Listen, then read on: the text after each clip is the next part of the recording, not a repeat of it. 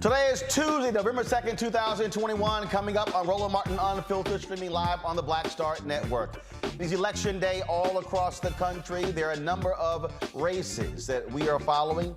Virginia governor's race, also the mayoral race in New York, governor's race in New Jersey, mayoral races in Atlanta, Buffalo, Rochester, Minneapolis. They're pushing to create a Department of Public Safety, a new public health approach to safety. Also, of course, reparations on the ballot in Detroit. So we'll tell you all about that. Reverend Dr. William J. Barber is joining us with his weekly segment. Today is all about voting as activists continue to demand the swift passage of the For the People Act and the John Lewis Voting Rights Advancement Act, as well as the Freedom to Vote Act. Also, an update on Reverend Jesse Jackson Sr.'s condition after he was hospitalized for a fall yesterday on the campus of Howard University.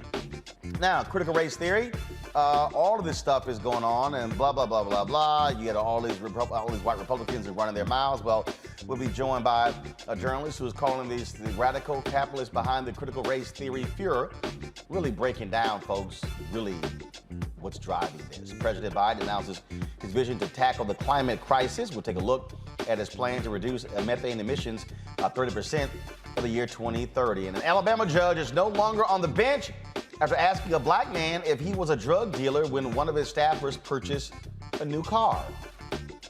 And to commemorate the new Black Wall Street, the largest black-owned bank, One United, debuts its Greenwood Debit card. The owner of the bank will tell us how the card is rooted in his family's legacy. It is time to bring the funk on Roland Martin Unfiltered right here on the Black Star Network. Let's go. He's got it. Whatever the miss, he's on it. Whatever it is, he's got the scoop, the fact, the find. And when it breaks, he's right on time and it's rolling. Best believe he's knowing. Putting it down from sports to news to politics. With entertainment just for kicks, he's rolling. It's on go, roll, roll, y'all. It's Roland Martin, rolling with Roland now. He's funky, he's fresh, he's real, the best, you know he's Roland Martin now.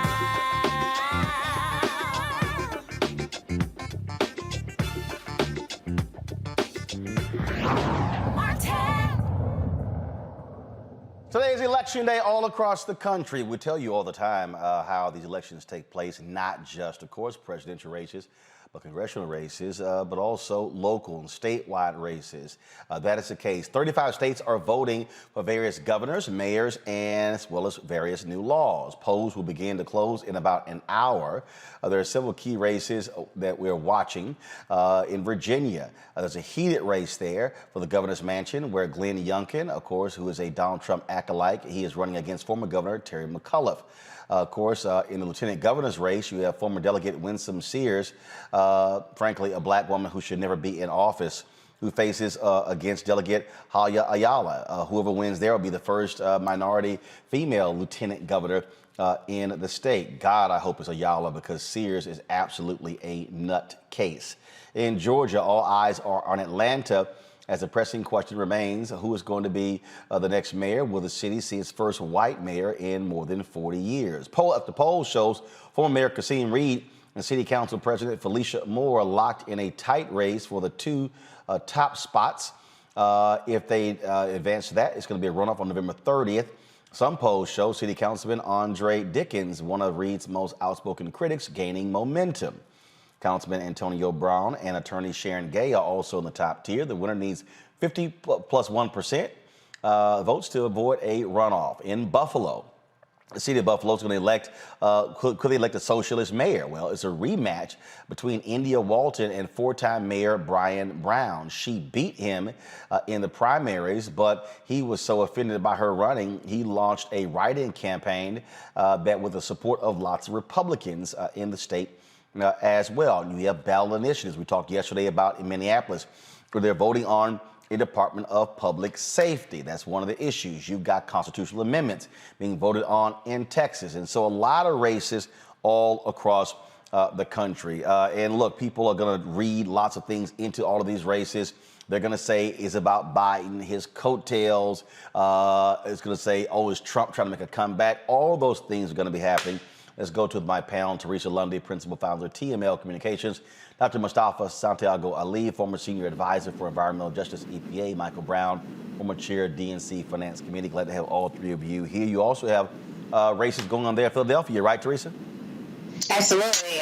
There's a lot going on. We have a lot of judicial races. Actually, the PA Supreme Court race is another great one to watch. That's the one who overturned Bill Cosby's case. So many things to watch. Also, District Attorney Larry Krasner, who's progressive in this race, also received tons of support. So, well, first of all, when you say that Pennsylvania State Supreme Court race is not just the Bill Cosby case, it also all the drama over their decisions dealing with the 2020 election, where Republicans were attacking them, even trying to go to single-member districts across the state to guarantee Republicans would control the state Supreme Court. absolutely. And honestly, it took a collective effort from the Attorney General of Pennsylvania, who is also now running for governor and just announced a few weeks ago. It took a collaborative effort in order to stop those issues that were coming, really targeted attacks, not only to the Commonwealth, but more so to the larger voting base city, which was Philadelphia and also Pittsburgh at that time. So obviously it didn't work. But again, when we talk about judicial races matter, they matter. And in the case of Donald Trump and the takeover collective, obviously the results were what it was. You know, it is one of the things, Michael, when we talk about elections. We constantly say on this show, elections matter, elections matter, elections matter.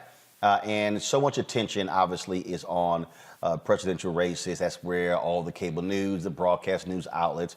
But the reality is more people are impacted by what happens with city councils, DAs, judges, than really what happens in Washington. Absolutely. I mean, those local races, I guess the down ballot races, as some people call it, are extremely important. That really impacts folks' everyday lives. I mean, you know, it impacts your school if there's a school board race. It impacts whether your hospital will get more funding or whether the roads will have potholes in them. It's really the everyday things that people count on in their neighborhoods and in their cities and towns. But what's disappointing, though, in off-year elections, though, Roland, when a president is not on the ballot, is people of color do not seem to have the same enthusiasm as they do for presidential races. Obviously, last year was about getting rid of 45. Okay, I get that. But this is also, these races in Virginia and New Jersey and around the country are also important. And we need to stay mobilized. Like this race in Virginia right now is already a wider electorate than in 2020. So it's disappointing. We have to step up to vote all the time, not just during presidential races.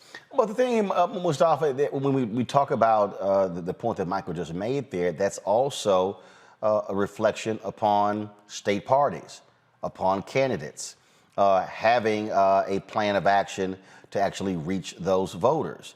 And so what often happens is, I mean, there were complaints in Virginia from African Americans that the McAuliffe campaign and the other Democrats who were running did not make a significant effort to reach those voters until the final weeks when polls began to show they were in some serious trouble.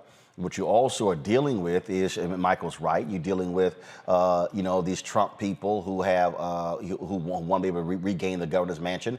Glenn Youngkin absolutely is supportive of Donald Trump. Trump is supporting him as well. Youngkin has already said that his one of his top advisors is Senator Rand Paul, who we know who is a completely nutso.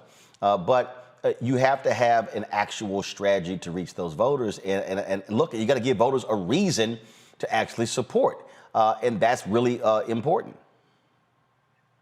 You got to make the investments. You can't do drive-bys. You can't do parachutes in. You got to make sure that people know that they matter and that they are valuable to your campaign. And when you don't do that, it translates into less people actually coming out and supporting the candidate.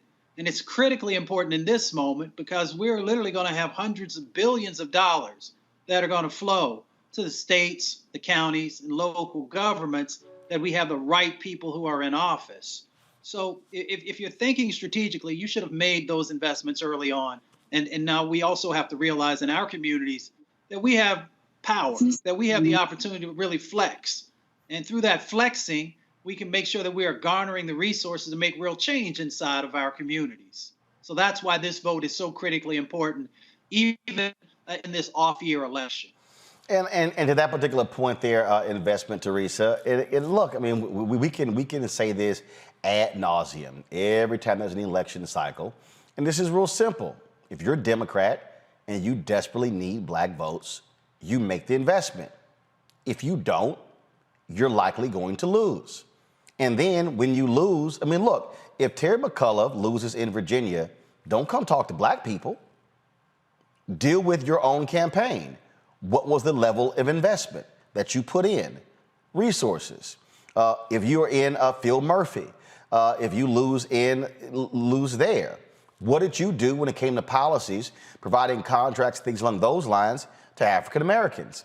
I participated in several town halls where black people there have said he's not done enough. I mean, we can go on and on and on with this. It amazes me when this happens over and over, and we just keep repeating ourselves. And I'm gonna say it right now: if you're the Democratic Party, and you know you need black voters, you've got Senate races next year: Wisconsin, Florida, North Carolina, Ohio, Pennsylvania. Show me the money. Absolutely. I mean, part of it is making sure the staffing reflects the communities that you want to serve. And so I've actually been making a diligent approach here in the Commonwealth because we do have U.S. Senate races that are coming up. The governor's race. We have also lieutenant governor's race and the attorney general's race. And I am looking at the landscape of their staff. I think sometimes the staff is kind of hidden behind closed doors. But I've been making a crucial effort to some of these media platforms. Like, we want to see what the staff looks like, because part of it is when we start allocating some of those resources and talking about policies that determine what Black and brown communities actually receive, it needs to be reflective in the campaign. And I think that's an early start. I think that's something early that every campaign can do. And I also think it's a track record of every individual who is running for a higher public office is to look at the makeup of their administration prior to them running. did you just make the difference early on, or did you make it when it was necessary in the beginning? And I think if we again start seeing those resources and also seeing what those policies come out, maybe then we can start really getting some policy that actually matters. Michael, I think also it goes, staffing is important, but it also goes beyond staffing. And that is, and let's just be real clear, okay? Look, you were on the DNC Finance Committee, and I'm gonna go ahead and say it, and I don't really care. On all of these campaigns, white folks control the money. They control the money. And when you start talking about media dollars, they go out and they hire basically white ad agencies, and they control the money. And when they control the money, and again, for people who don't understand the system, those agencies, how do they get paid? Media buys. That's why they love TV, because they want to spend all the money on television. They don't get their 15% cut when a lot of the money is being spent on grassroots, door knocking, door to door, with organizations. They don't, because they think, no, just dump it all in television. And so that's what you're also dealing with. You're dealing with this system where you have white folks who are in charge of the money. And what they want is they want black people and Latino folks to volunteer for campaigns. To Teresa's point, most of your paid staff are going to be white. You have very few black political consultants who are running campaigns and if they add someone, oh, they're a senior advisor. Yeah, but do you have any decision-making authority as a senior advisor? And so that all goes into literally how campaigns are actually run, how they are structured. Roland, you laid it out. You're exactly right. And leadership has a lot to do with it. And, Chairman Jamie Harrison has to really put his foot down with the local, state, and county chairs. I mean, obviously, he has to set the example here in Washington with his staff and his contractors. So then when he goes to the state party chairs and the county party chairs, he can say, look, this is what we're doing on the national side. I need you to do the same thing locally. We want everyone at the table to feel buy-in and, more importantly, to get a piece of that economic pie. And frankly, when my father was chair of the party, he actually laid out that roadmap. It should actually be in the office. He shouldn't need to figure out how to No. We got to be honest. Okay, the roadmap that your father developed, that was born out of Reverend Jackson's campaign in 1988 and 84, with the help of Dr. Ron Walters, was obliterated by President Obama. Now, let me be real clear for everybody. People out there like, oh my God, you're blaming Obama. No, let me be real clear so you understand exactly what happened. Obama didn't need the black plan because he was black. And the problem is he allowed the DNC to move forward with that same strategy where they're like, we need to make these level of investments. What people don't understand, the people who are watching, I need y'all to understand, there was a clearly defined strategy that lasted 20 years from 1988 to 2008 that required staffing, investment, all of those different things. Obama comes in, he obliterates the actual plan because people supported him because of who he was. Well, the problem is, I kept telling people, he only gonna be there 8 years, y'all. Then what the hell's gonna happen when he's not there? That was one of the reasons why Democrats lost more than 1,000 state legislature seats during his 8 years in the White House. And we are still suffering from that because that black infrastructure that was put in place, and let me say it again to people listening, Ron Brown, Reverend Jackson, Dr. Ron Walters, and others, that plan has been severely diminished because the folks who were working with Obama, they figured, we don't need to do any of that. We don't need to have the level of outreach to black elected officials on the ground, to black organizations, because we got Obama. Well, guess what happens when he's not there? And that's where we sit right now, Michael. That's correct. And you were right where it started in 88 with the exact people you mentioned, including, remember, Ron Lester was always a subcontractor as a pollster at the DNC. My father gave him to be a prime contractor. And again, that giving black folks a piece of the economic pie. And then it obviously worked for Clinton, because obviously Clinton used that same model. And you're right, it's weird when you have something that works and you win. Why do you want to change strategy? I haven't understand that with our party. So I don't have an answer for you why Obama decided not to use it. Because let's just be clear, Obama did not have any concern whatsoever with the DNC. He allowed it to languish, and when they got rid of Howard Dean, that was a bad choice. Tim Kaine was an awful choice to head the DNC. He was being busy being a United States Senator. He didn't have time to run it. Congressman Debbie Wasserman Schultz, awful choice to lead the DNC. You had the same problems. And then they suffer on the state level. Mustafa, I'm born and raised in Texas. There was a lot of enthusiasm after Clinton and Obama were running against each other in Texas in 2008. They really thought, hey, this is going to restore our statewide party. Not what happened. Obama goes into Texas, raises lots of money, then takes it back to D.C., no infrastructure. But people have to understand, campaigns, successive campaigns, are built on infrastructure, machines, staffing, all of those different things that you start up and you rev up. And what you're now seeing, of course, you're now seeing groups like Black Voters Matter. You're seeing these external groups that we've always had really, of course, say we have to take control of our politics and not just allow it to be run and dominated by a party, but the money. Like, for instance, there were a lot of people who gave boatloads of money to the Warnock campaign. There were people who were saying, hey, don't send the money to the Warnock campaign, send the money to Black Voters Matter, because that money is going to go directly to the ground, because if you send it to the campaign, those white ad agencies are going to be in control of more money just to throw at TV. Yeah, you have to build the infrastructure both internally and externally. And we know all the amazing work that's been happening externally, even with a significantly less money that's been in that space. But we should just also call out the fact you can no longer treat Black communities like they're a thought.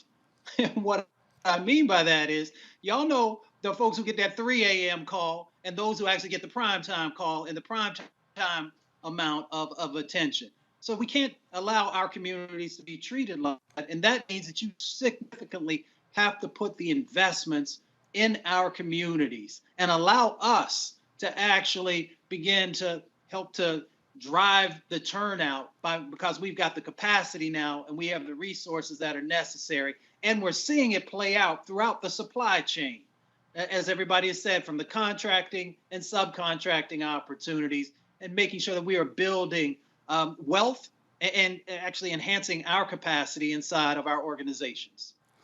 When we start looking at, again, these races, and we start breaking these things down, TERESA, I go to power.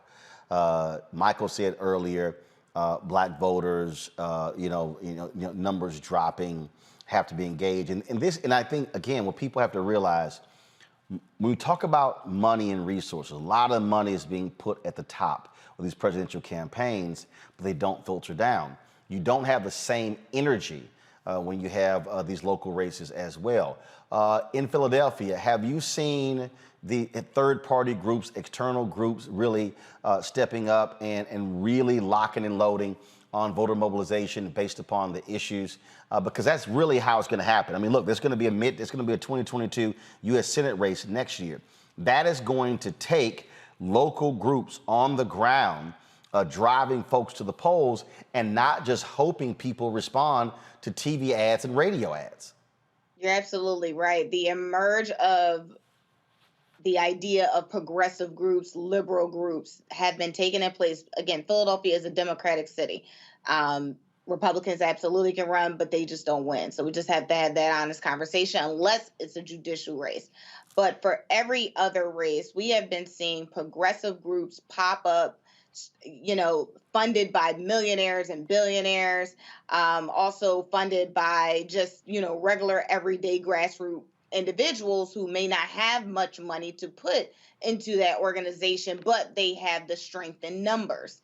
And so it's very crucial that, and I actually said this before on another program, saying if the national DNC doesn't take priority into state committees and also city committees about what's really going on and how to really change the infrastructure and rebuild the Democratic Party, then I think we are in, again, a very interesting place where I think we'll start to see a lot of difficult outcomes that we're all going to have to accept for the next 2 or 4 years down the line. Well, we will see certainly what happens. Again, a lot of local races to pay attention to. We'll be unpacking these tomorrow right here on Roland Martin Unfiltered. I got to go to a break. When we come back, we'll talk about what's happening on Capitol Hill, the usual BS from Senator Joe Manchin. House Progressive kind of like, okay, whatever, dude. We're not going to sit there and keep falling for your okie doke. Also, on today's show, a racist judge in Alabama booted from the bench because even white folks in Alabama were like, yeah, this is a little too much racism. Now, you know that had to be a whole lot, him losing his job in Alabama. We'll cover that, lots of other stories right here at Roland Martin Unfiltered. Be sure to download the Black Star Network app. Our goal, folks, we want to have 50,000 downloads by the end of the year. So please tell a friend, pass it on. Download the app to your iPhone, your Android phone, Apple TV, Android TV, Roku, Amazon Fire TV, Xbox Smart TV as well. And of course, you can support us, our Bring the Funk fan club. Every dollar you give goes to support this show. Everybody who gives during this hour, I will shout you out personally right here on the air. And so if you give via Cash App, $RM Unfiltered, PayPal is R Martin Unfiltered, Venmo is RM Unfiltered, Zelle is Roland at RolandSMartin.com, Roland at RolandMartinUnfiltered.com. And so next break, I'll start those shout outs. So we'll be back in a moment.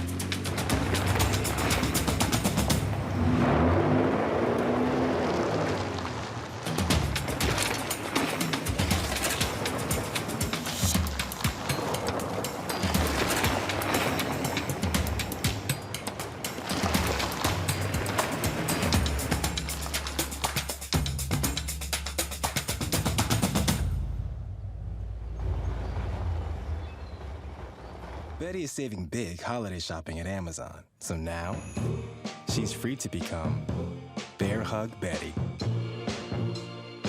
Settle in, kids. You'll be there a while. Ooh, where you going?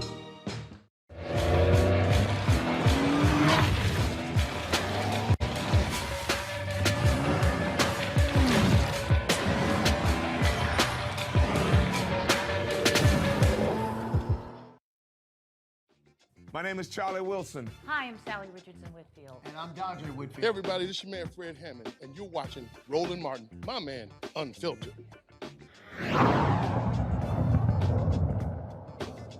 All right, folks, the protests at Howard University continue. Where the students there have taken over the Blackburn Student Center.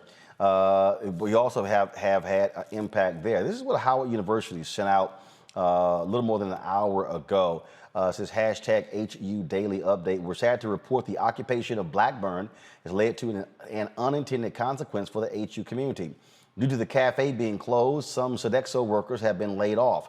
We're committed to working with our students to avoid more repercussions like this one. Also, we look at what's happening on that campus. You see the support that's continuing for the students.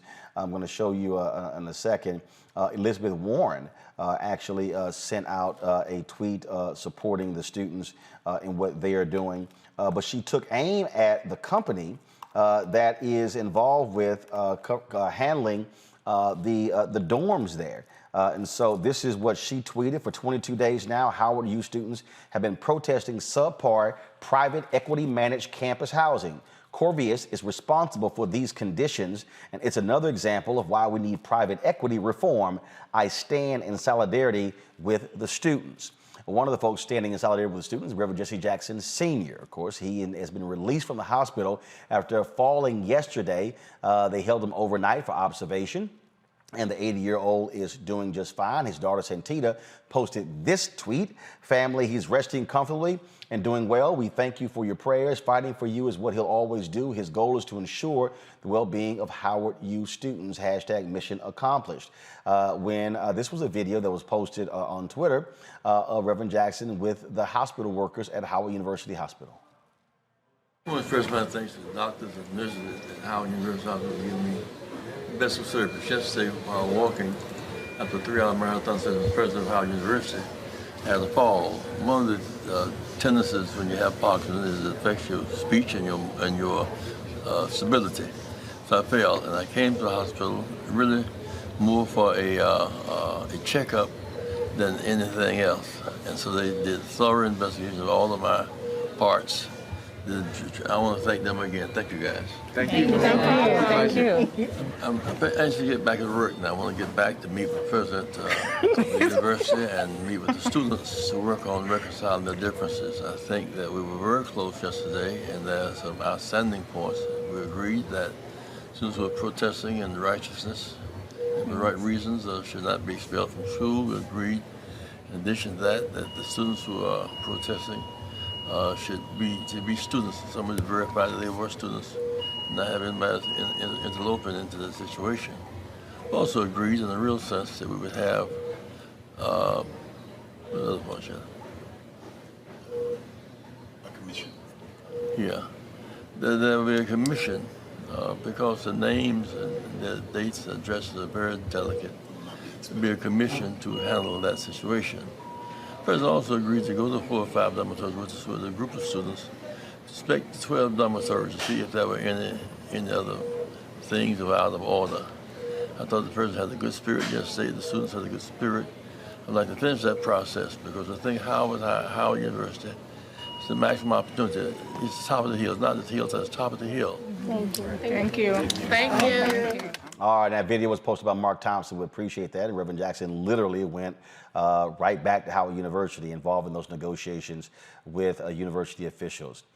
One of the folks who also has been speaking on this issue is Reverend Dr. William Barber. Sunday, he preached at Rankin Chapel. He joins us right now on Roland Martin Unfiltered. Reverend Barber, how you doing? I'm doing well, brother. I hope you are, and thank you for everything, Roland. We appreciate all you do, and so glad to hear Reverend Jackson. I was back in North Carolina when I heard about his fall and immediately contacted people, and I'm just glad that he's back and that he as an elder is working with those students, and they're welcoming that. You know, it's a powerful scene of community. You know, it's very interesting, Reverend Barber,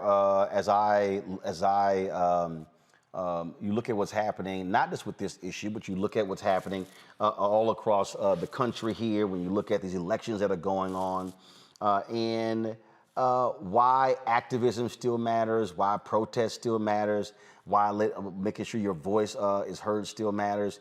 And that has a direct bearing on all of these elections. When you are speaking to issues, that's what turns out voters. You're exactly right, Roland. And when you don't speak to issues, it turns off voters. You know, one of the things I talked to the students about the other day, after the sermon, I was there at my scheduled time to preach, and they requested that we come over and pray with them and talk to them. But we also, Roland, talked about how their consciousness about the wrong that's going on the campus is also leading them to a deeper consciousness about housing in the country. You know, we have over 500,000 people who are experiencing homelessness. We have, 41% of those, by the way, are black. And somewhere in the neighborhood of 7.4 million people are on the brink of some form of homelessness if they just have one or two things go wrong. And people want to hear those issues. It's amazing to me, Roland, how sometimes our Democratic brothers and sisters run from what's actually polling popular. You know, I watched the other morning when McConnell opened the Senate. You know, he had the nerve to talk about a 30-year-old whose rent has gone up the last 3 years. He talked about a guy whose gas had gone up and how if they didn't pass the Build Back Better plan, he would get a better tax break and be able to pay for it. Then I listened to Senator Schumer, and he probably just talked about the numbers. He didn't talk about the people. He didn't talk about the faces. You know, and the truth of the matter is, affordable housing, universal pre-care, health care for all, money for community college, free college, all of these things, the people want them. $15 minimum wage in a union. But you got to put a face on it. And if you don't do that, then you get stuck and you allow somebody like Manchin to take over the debate and act as though there's this problem with the deficit, there's this over expenditure. If you listen to Manchin talk, you would think we're spending $3.7 trillion or $1.7 trillion tomorrow and not over 10 years, which is really what's going on. And in fact, we really ought to do $10 trillion, $1 trillion a year, and that could be handled with the tax on billionaires. And if you told people what that was actually going to do for their daily lives, you would get massive support from the community.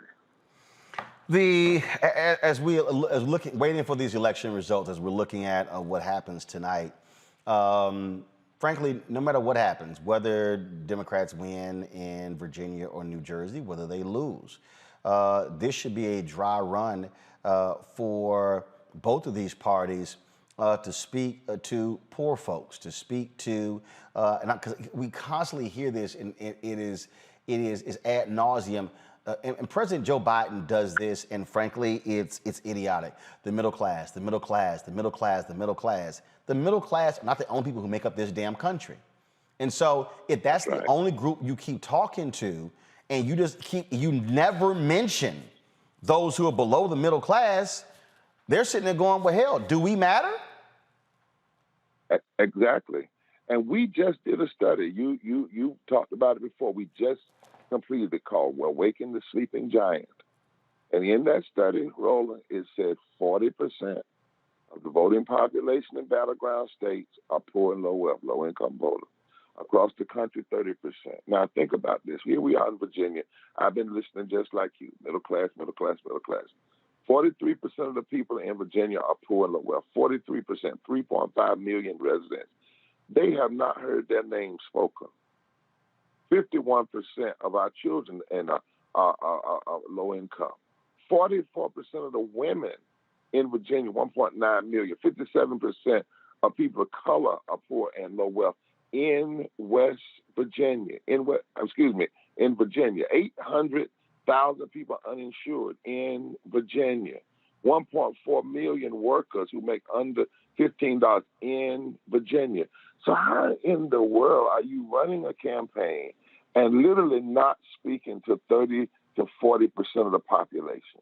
It makes absolutely no sense. And if you keep saying that, you're right, middle class people feel like they don't matter. And there's two ways people vote. One is they vote against you. The other is they just don't vote, period. And most of these states,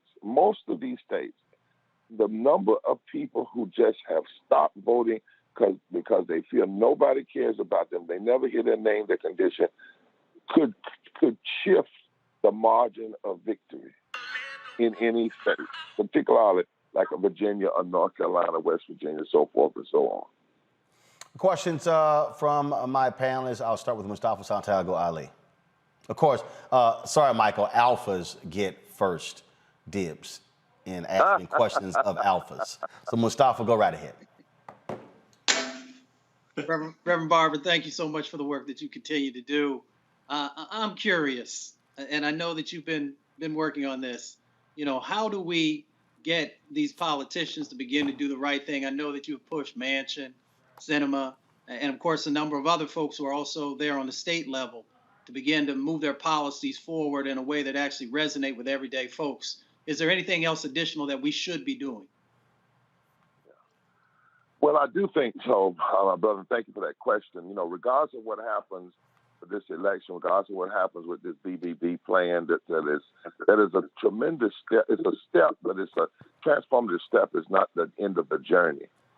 It should be much more, but we are. It's an important step, and it's important change in some of the things that are finally being addressed that we're saying we ought to invest in. I believe, if you look through history, that there has to be a massive populist movement, what I call a moral fusion movement. And there always has to be a day, that's a declaration where people say, we're not going to be quiet anymore. So what we're doing, we're mobilizing now toward June 18th, 2022, for the most transformative generation of transformative gathering of poor and low-wealth people, their allies, moral and religious and economists, for not a day, not a gathering in Raleigh or in Washington, D.C., just for remembrance, but a declaration that we are not going to be quiet. We're not going to have 40% of the voting population and nearly 50% of the country constantly dismissed. And we're working toward that now, mobilizing towards it, and then we'll be organizing it afterwards to flex power. The second thing I think we have to do, you know, we played too much kid gloves with Manchin and Cinema. You know, we're going to do a piece this week. In fact, we'll talk to you tomorrow, Roland, about it. Why hasn't anybody just come out and said, Manchin, your policies and your blocking the Build Back Better plan is in fact a form of systemic racism and a form of systemic classism, and then showed the numbers. Everything Manchin has blocked since February of this year has had a disparate impact on black people. When he blocked $15 a union, he blocked 41% of black people from coming out of poverty and lower. That's racism. If either he doesn't know it, which is an incompetence, and if he knows it, that's worse. If you look at these bills that are being proposed, the infrastructure bill, 89% of that money goes to white men. If you look at the investment in people, whether it's the child care, whether it's the child tax credit, whether it's the earned income tax credit, whether it's the money for affordable housing, that's where you have disparity. That's where you have the possibility of having some more equality. And if you look at those, anybody who blocks that plan is hurting black people and hurting poor white people. And it needs to be said. It's time out for us just saying, you know, voter suppression is a form of racism, or a cop killing somebody is unarmed as racist. They are.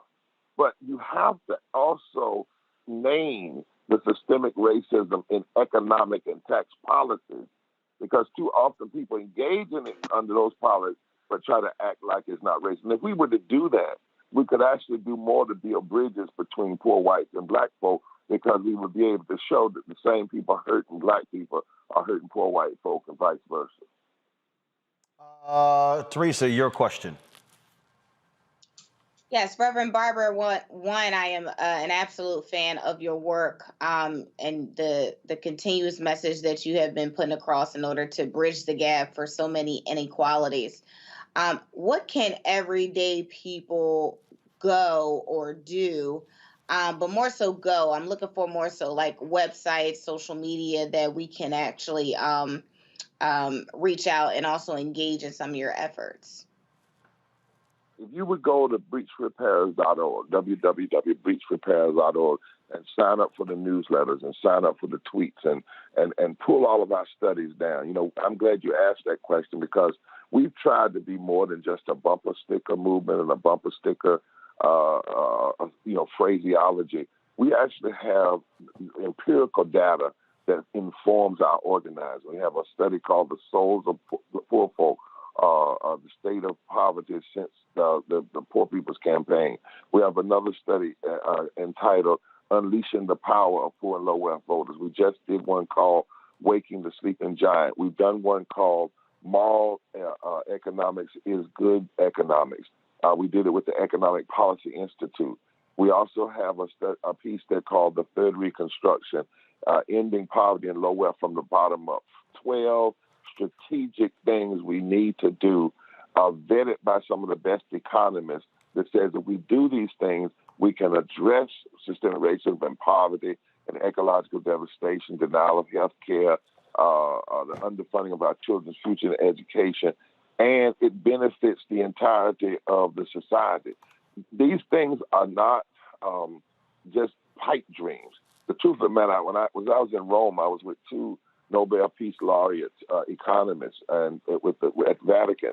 And three things were said that we have to say over and over again. And you go to that website, you can also click there and go to the Poor People's Campaign website.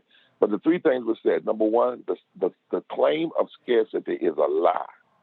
The claim of scarcity is a lie. Number two, the claim that we don't know how to address the issues of poverty and low wealth, which impacts 60.9% of Black people. 60.9% of Black people are poor and low wealth. We have the ideas. What we don't have is is consciousness.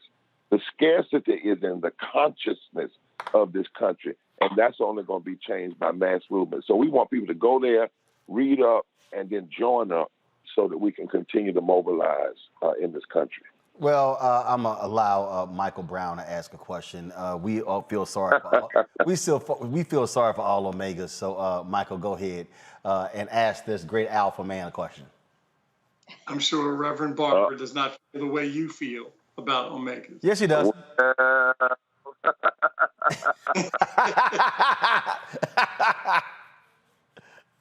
I ain't that saved yet, Doc. I'm just messing. Go ahead, Doc.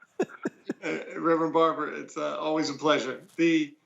Something we were talking about earlier, the challenge of how we get our people to the polls when it's a non-presidential election year. We seem to always have this traditional dip on these off-year elections. What do you think we can do to try to combat that? Well, I'm probably going to get in a little trouble, but I'm just going to get in it. First of all, I think that all of our African-American elected officials need to run in off-year and in on-year elections like they have competition. I think too often in some of these places when people are in quote-unquote safe districts, they don't really put forth an effort, and that undermines the numbers that turn out at large. I hope that there has been an all-out, every person that was elected went to Virginia, for instance, in some way. But number three is we've got to get our people voting an agenda and not just a personality. Because if we keep staying with personality, we're going to be in trouble. And that's why we got to make sure that we are putting forth an agenda and organizing people. We call it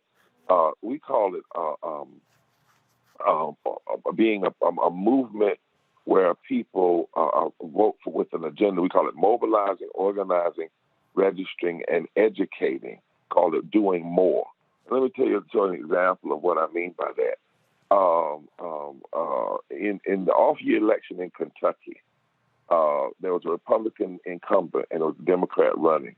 We never endorsed the Democrat, but what we did was we went even into so-called Trump counties, 5 of them, and we talked to people about the agenda and what needed to happen to change their lives.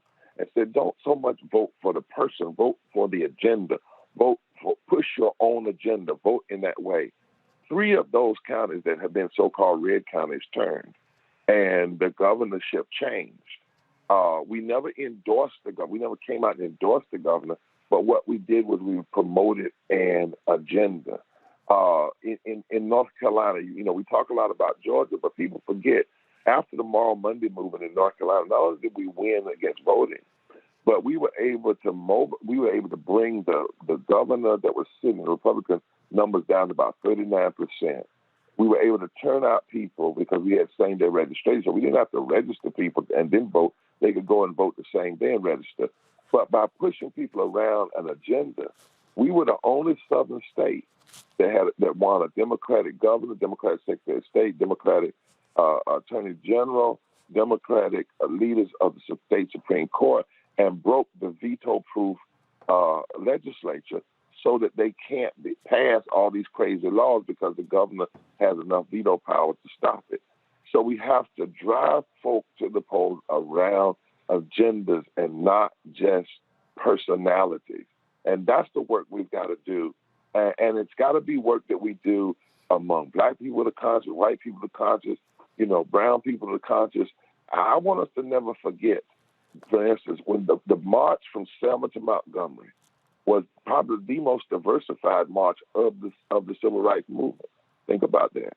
And at the end of that march, Dr. King said something that I think we ought to analyze again and again and appropriate. He said that the reason that we have segregation and voter suppression, he said, was the fear of the Southern aristocracy. Their great fear of the masses of poor Negroes hooking up with the masses of poor white people, joining around an agenda and voting in such a way that they change the economic architecture of the nation. That has always been the fear of the elite and the racist aristocracy in this nation. That's their fear now.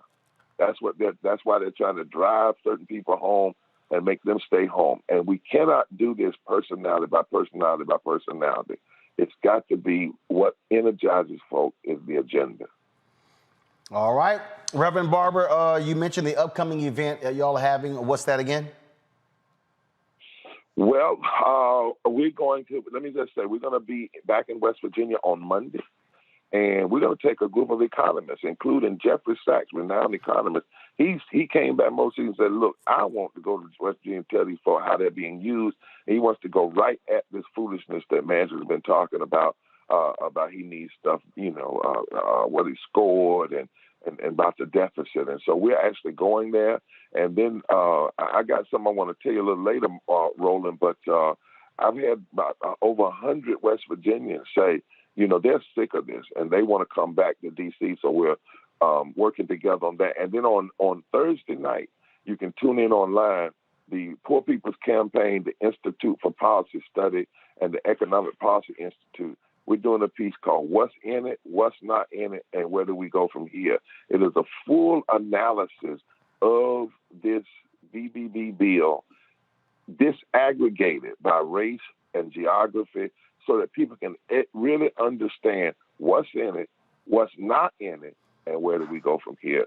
Thursday at 8 o'clock, you can go to our website and tune in. Well, it sounds like you need to have a whole bunch of people in mainstream media watch that, because they spend too much time focused on the process and the number and not what's actually in the plan. That's and Roland, except for you and a few others, that's the media's fault. The same thing they did with Trump when they allowed him to come on and have all this airtime and never checked him and built him up. It's the same thing now. They talk about this plan. They're not talking about who it impacts. They're not talking about what's in it, and they're not allowing this question to be asked. It's not what does it cost if we do it. The real question is what does it cost if we don't do it. Oh, and by the way, I'm leaving tomorrow, going to Brunswick, Georgia, with the March family there, and Barbara Alwan, and Wednesday and Thursday, because we can't let that case either just kind of slip off the radar screen. That was a stalking, a killing, and a hunting, and there must be serious consequences to what happened. All right, then, Reverend Dr. William J. Barber, we appreciate it. Thanks a lot. God bless. Take care, man. Yes, sir. Thanks a bunch. All right, folks, got to go to a break. We come back more Roland Martin Unfiltered right here on the Black Star Network. Let me give a shout out here real quick to Talton Hall. Thank you for your contribution. Also, Tommy Williams, thanks a lot. Jacqueline Crowder, Yanantin Desta, Brandon, Antonio, Norminke Holmes, Joanna Moore, Joel Clark, Shirley Williams.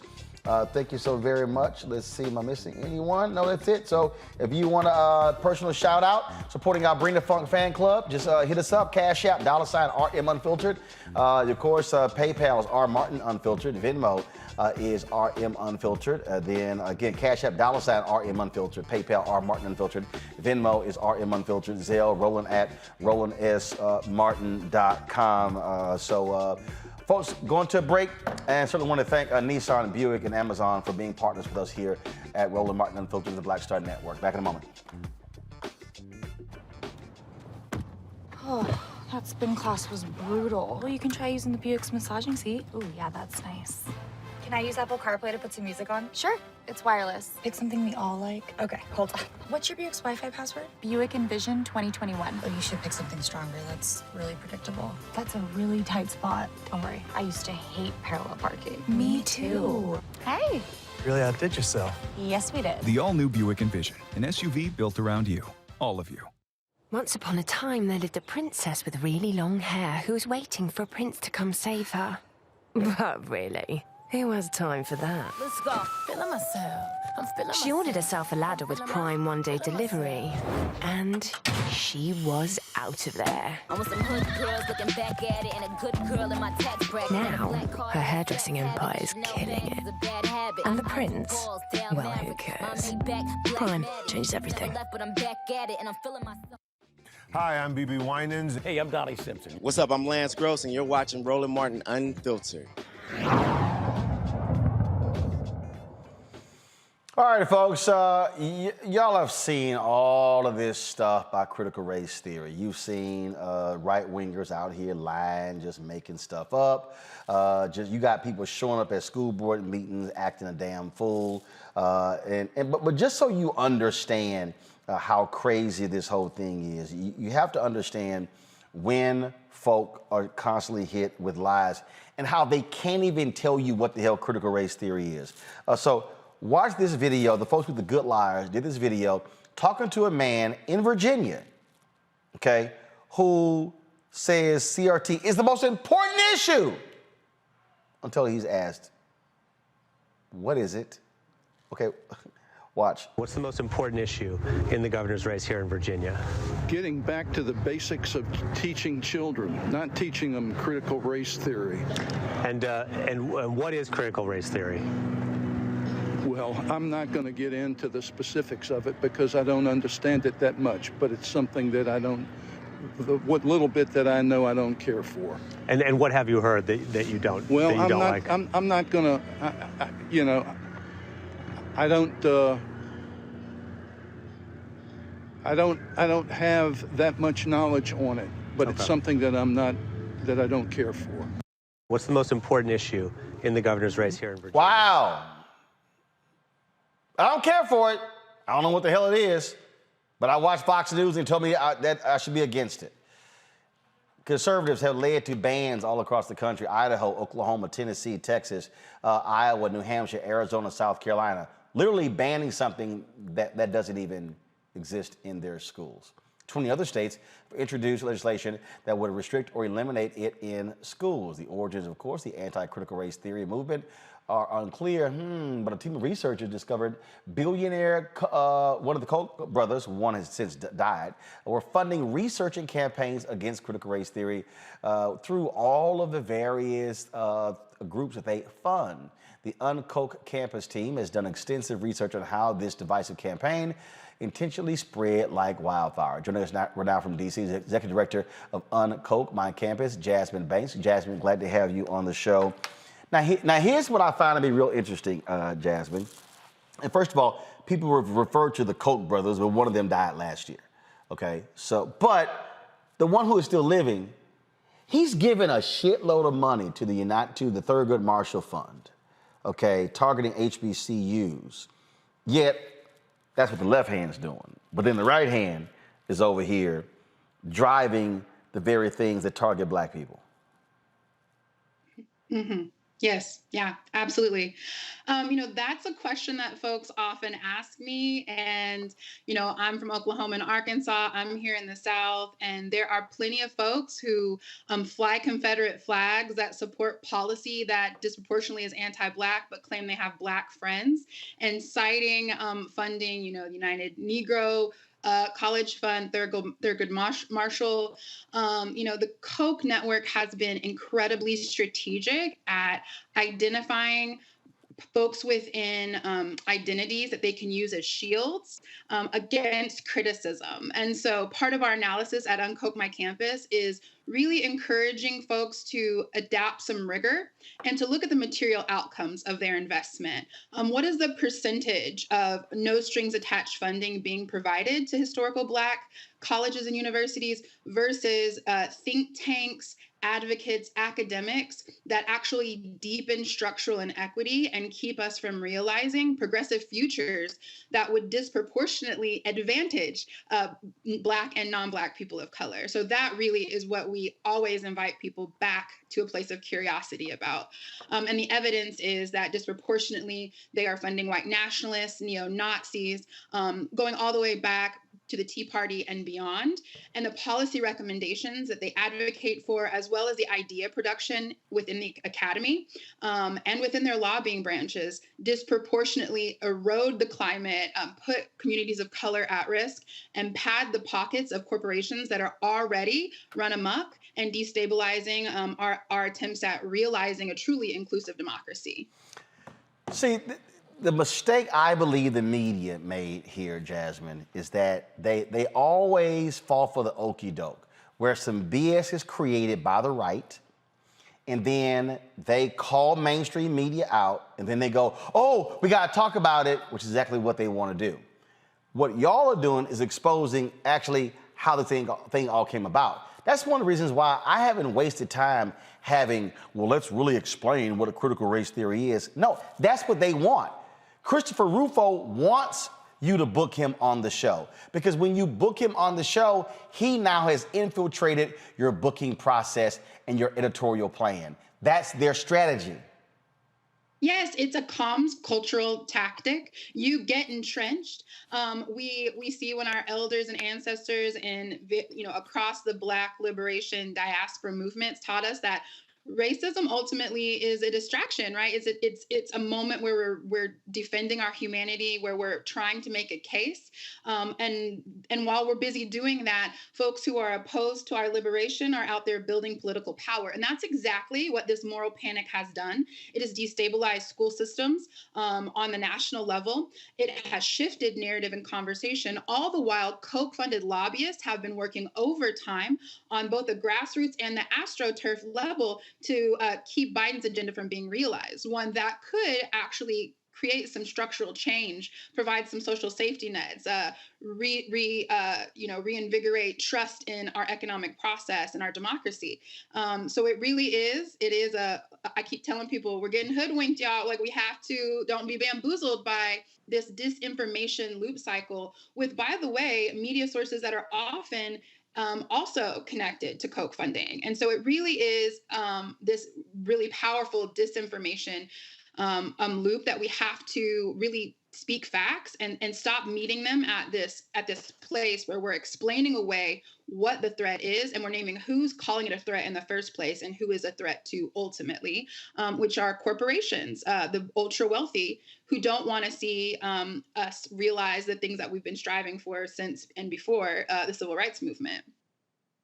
Really is about, they hate everything about diversity, about inclusion, about equity, about race. That's their whole strategy, which Rufo said before. Let's just dump everything into the critical race theory bucket, so therefore anything applies. Now, all of a sudden, let's go after these textbooks. Glenn Youngkin going after Beloved in Virginia. Now you have Texas Governor Greg Abbott. Let's take these textbooks, these books out of the classroom. They already want to change the curriculum, because what they want is they want to maintain the illusion of whiteness, of white supremacy in our textbooks, in what is being taught, because that's how they have been able to control. Yes, it ultimately goes back to this psychosocial, and I would even say, and I know Reverend Barber has named this as well, so this like psychospiritual component of white anxiety and white terror, and the limitation. I call it white fear.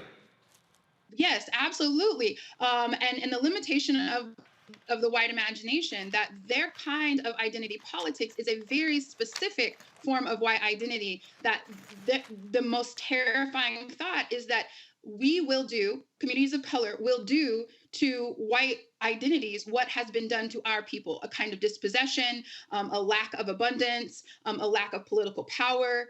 And the reality is that in the kind of inclusive democracy, in the kind of economy, in the kind of like global movements that we're trying to see realize, there's room for white folks who care about justice. There's room for white people who dissent and disagree.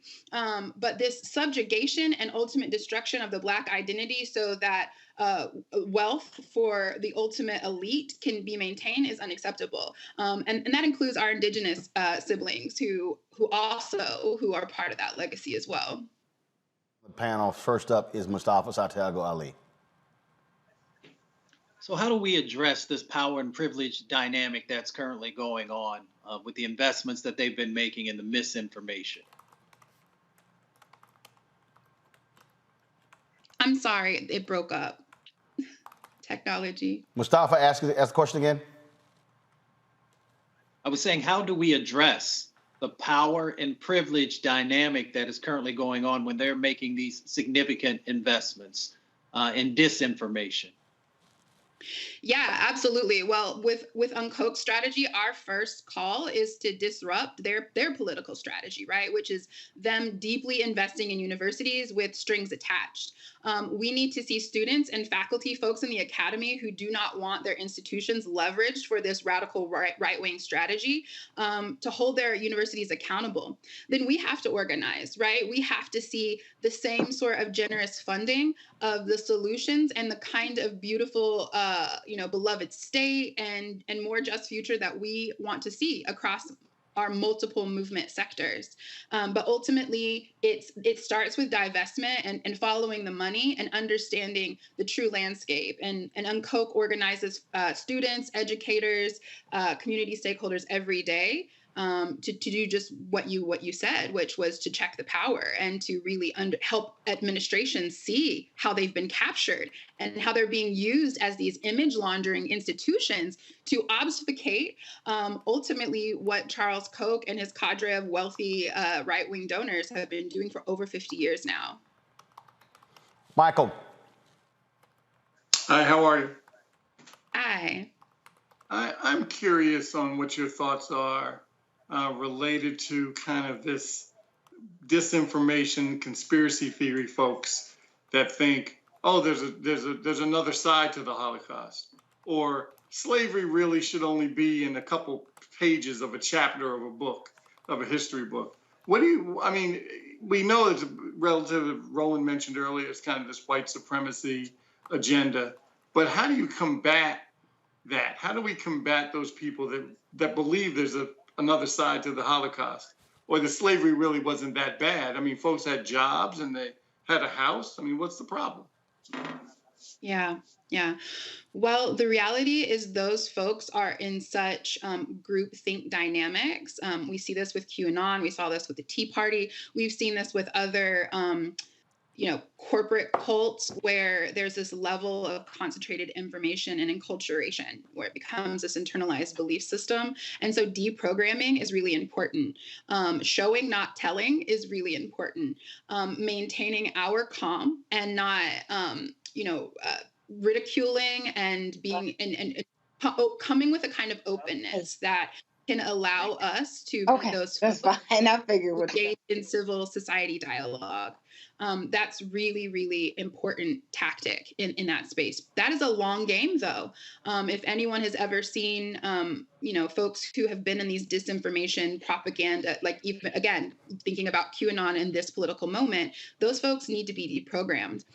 We also need to be making sure that part of our movement work is building sites of belonging that are irresistible. Many of these people have also been dispossessed, and the gag here is that the Koch network has been utilizing automated sites of belonging, like the very radical evangelical conservative movements, to become attractive to these folks. So what places are we creating belonging where we can be inviting these folks in, where we can be having conversation, and where we can be providing political education that really acts as a buffer and deprograms against these kind of belief systems? TERESA? One, thank you for the vision, actually putting this executive, by being the executive director of this organization, because believe me, I have seen my share of communications that has been coming from this organization. And believe me, as a communication professional, it's like I continuously have to explain the deprogramming of critical race theory, and not having people think that, oh, slavery really wasn't a big deal. It actually presented structure. I'm just like, whoa, buddy.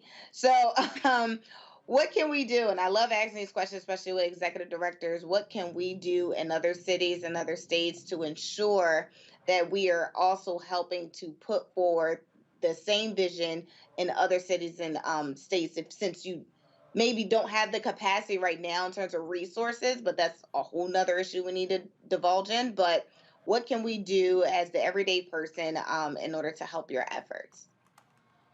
Yeah, well, of course, we're like most Black-led organizations. We're tiny and underfunded, but folks are using our resources. So any people that you can send our way who want to volunteer or fund us or resource us, invite us into coalition spaces. We love talking to folks. We have brilliant students and educators who are doing brave work, who are being targeted every day by these sort of things. But in your own places and spaces, making sure that you're building out coalition and sharing our reports, sharing our toolkits, as well as just naming that this is an actual billionaire scheme to create disinformation, so no one holds them accountable for the wealth that they are amassing unchecked on the backs of Black, Indigenous folks, not just historically, but in this moment. And I think that motivates folks, right? Like the Koch network a couple of months ago had this groundbreaking story that Jane Mayer uncovered, where the For the People Act, they had done a market research themselves to see if the taxing billionaires and checking billionaires impact on our elections was favorable, and they found that it was favorable. So they were going to do the quote under the dome tactic to gut the For the People Act because our communities disproportionately wanted it. So unifying messages that speak to actually the people on the ground, we are more united than we've been in a very long time. It's a disinformation campaigns, and it's the moral panic, outrage of very few number of actors that are creating this dissension between our communities. So those are some ways that you can step up and support our work. All right then. Jasmine Banks, we appreciate it. Thanks a lot. Thank you. All right, folks, going to a break. We come back, we'll talk Black and Missing right here on Roland Martin Unfiltered. Also, President Joe Biden's climate plan, will it reduce emissions? That's next on Roland Martin Unfiltered on the Black Star Network.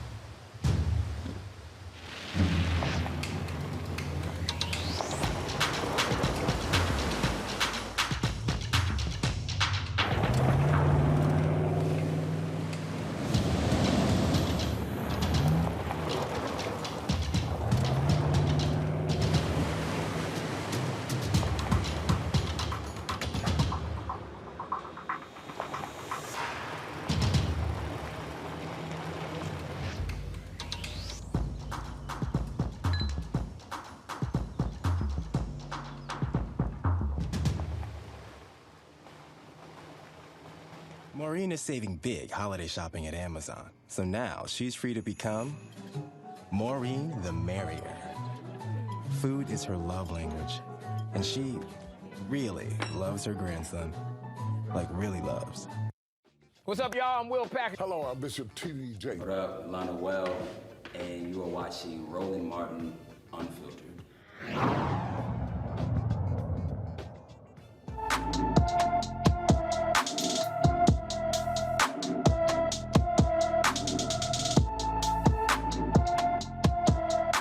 All right, folks. We talk about folks who are Black and missing. Typically, they are young folks, but that's not always the case. David Derrick Scott Sr. has been missing since September 1st. Again, September 1st. He's 5'9", 145 pounds, salt and pepper hair color, brown eyes, but again, missing from Washington, D.C. If you have any information, folks, about him, first of all, he's 61 years old, last seen last Wednesday again in D.C. If you have any information regarding him, call DC's Youth and Family Services Division, 202-576-6768, 202-576-6768. In the trial of the three men accused of murdering Ahmaud Arbery, the attorneys hope to begin opening arguments by Thursday. They only need to agree on 4 more potential jurors to get to their goal of 64 so they can begin the second phase of jury selection. Travis and Gregory McMichael, along with William Roddy Bryan, are charged with gunning down Arbery while he was jogging in a South Georgia neighborhood 2 years ago. Former Louisiana police officer faces a federal indictment for kicking an arrested man in the face and head, then lying about it. Jared DeSadia was arrested last year on state charges involving Timothy Williams, who sued him and the other officers in April. DeSadia faces 2 counts, willfully depriving an individual of his right to be free from unreasonable seizure and witness tampering. DeSadia faces up to 30 years in prison for both charges if he is convicted. Folks, Alabama lawyers are pushing to clear the names of Rosa Parks and Martin Luther King Jr. posthumously. Civil rights lawyer Fred Gray says their convictions remain on the books. He says an effort is possible to clear their names after another civil rights pioneer, Claudette Colvin, a former client of his, requested a judge to expunge her arrest and conviction records last week. Both Parks and King were arrested several times during the height of the civil rights movements. Gray, again, was the attorney for both of them, actually all 3. A new interactive Juneteenth museum is set to open in 2023. Juneteenth commemorated when troops arrived in Galveston, Texas to free remaining enslaved folks 2.5 years after the Emancipation Proclamation was signed. President Biden made June 19th a federal holiday this year after Opal Lee and others led a campaign guarding more than 1 million signatures. The museum will have educational programming about the legacy of slavery and how African Americans overcame its obstacles. And so, pretty cool. All right, let's talk public policy here and climate change. A big announcement was made with President Joe Biden and other world leaders on what they are going to do to address emissions in the world. Now, Biden laid out his new initiative to combat climate change across the globe at the UN Climate Summit. We're proposing 2 new rules. One through our Environmental Protection Agency that's going to reduce methane losses from new and existing oil and gas pipelines. And one through the Department of Transportation to reduce wasteful and potential dangerous leaks from natural gas pipelines. They have authority over that area. We're also launching a new initiative to work with our farmers and our ranchers to introduce climate-smart agricultural practices and reduce methane on farms, which is a significant source as well. And this is all part of our new methane strategy, which focuses on reducing the largest source of methane emissions while putting thousands of skilled workers on the job all across the United States. All right, folks, Biden's methane emissions reduction action plan will push oil and gas companies to more accurately detect, monitor, and repair methane leaks from new and existing wells, pipelines, and other equipment. The agency estimates, first of all, the EPA estimates that the rule will cut 41 million tons of methane emissions from 2023 to 2035. Also, deforestation is an issue they raised as well. Let's go to Mustafa Santiago Ali, of course, who worked at the EPA, works with environmental justice. So walk us through this. What does this really mean, Mustafa? What can it change? How could it impact us? Well, it gives us an opportunity to address the 2.4 million miles of fossil fuel pipeline that we have running across our country. Methane warms up the planet faster than carbon does. So it gives us an opportunity to get those fugitive emissions under control. And it also gives us an opportunity to address the flaring because many of those facilities are actually located in our communities. So as we are making sure that we're getting our arms around and capturing this methane, it also helps us to deal with the co-pollutants, which also in many instances have significant impacts inside of our communities. So this gives a step in the right direction. There's lots of other pieces of the environmental and climate platform that have to be addressed, but having both our country and other countries signing on to address methane gives us an opportunity to move in the right direction. What we are seeing here, TERESA, is an effort by the Biden administration to undo the disastrous reign of Donald Trump and his lackeys. I mean, they simply just cut everything when it came to the EPA, when it came to the environment, to pull us out of the Paris Accord. And in fact, the Supreme Court is going to be taking up a case that will question whether the EPA can regulate companies and these emissions. I mean, we're talking about a serious issue here where conservatives, they don't want any control whatsoever. They don't want any regulation. They want to do what the hell they want to do, damn the planet. Yeah, and that's always a problem because I feel like they're not focused on, you know, the next generation or the generation now. I mean, if the climate change hasn't been a front-face issue in terms of the random wildfires, you know, we're still experiencing, especially up in the north, springtime and summer and months where it's supposed to be cold, and the little signs that nature has shown us that it is time for a change. And so when we see Republicans, you know, who have probably had over 50 plus years on this earth and has enjoyed it, not thinking about the rest of us that are in these communities that have to live with these type of pollutants. And so it's interesting that when they say Republicans, when they say that they care about, you know, being conservative with their spending, but they also care about the future and what that looks like. I feel like they really missed the ball when it comes to prioritizing the health and welfare of Black and brown communities. Michael, I still believe that one of the things that has to happen, and I am not convinced that political leaders have actually done this. That is, they have not, to me, properly connected environment, life, and jobs. This is what I mean. The kryptonite in America against anything is, oh my God, this is gonna cost us jobs. It's gonna hurt the economy. You have to have a counter to that, and it has to be repeated over and over and over again. That's how they are able to kill many of these climate change initiatives.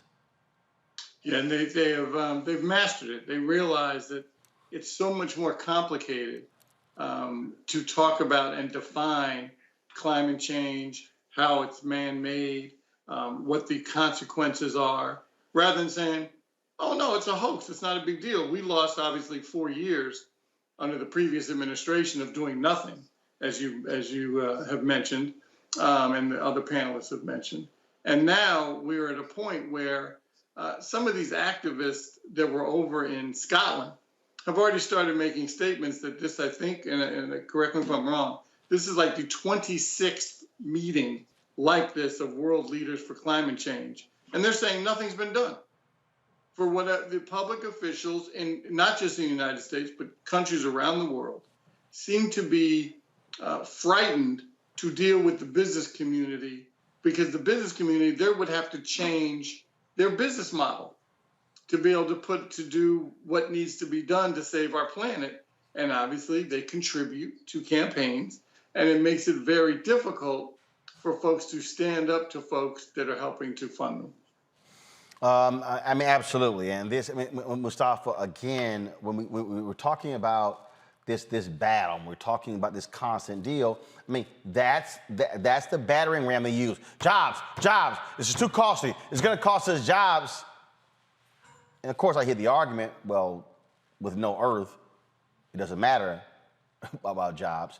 But there still has to be a way to connect to the minds and the hearts of the individual who are being impacted by climate change. And I just think that as somebody who knows climate change is real, it's still a matter of being able to message that to get somebody to go, oh, damn, Not what you're talking about. Yeah, well, they've been using that false narrative that you have to choose between jobs and the environment for years. They did it when they said that we need to get lead out of gasoline, and they said if you do that, you will kill the car industry, and that was proven wrong. When they said that, if we began to address acid rain, that once again you would kill the economy. Both of those issues were dealt with, and at the same time, hold on, Mustafa. But has that been put into a 30-second or a 60-second ad? Because again, I'm showing juxtaposition. They said if we require seat belts and this, all the big three automakers will go out of business. Safety, acid rain, this, pollution, this. See, to me, it has to be, again, the attention span of Americans is short. And again, I think progressives love issuing white papers as opposed to knowing how to communicate in 30 and 60-second sound bites. That, to me, I think is just also what has to be a different way. How you communicate to the masses to get them to go, oh, dang, you're right. Yeah. Well, that's what I have to do. When I go into Appalachia, everybody see what I look like. I got locks. I'm a man of color. So I have to be able to have conversations with folks about all these new sets of economic opportunities. And then I have a conversation about climate. So, we're having these sets of millions of new jobs. But what does that actually mean for somebody who lives in West Virginia or Kentucky or Ohio or Western Pennsylvania?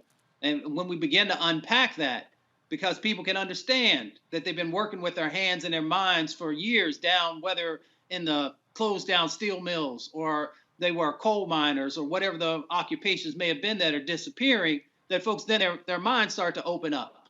But then you got to also make sure that those jobs are going to be sticking around, and you got to make sure that people are going to get paid at a level that, that helps them to be able to take care of their family and put a few dollars into savings and, those different types of things.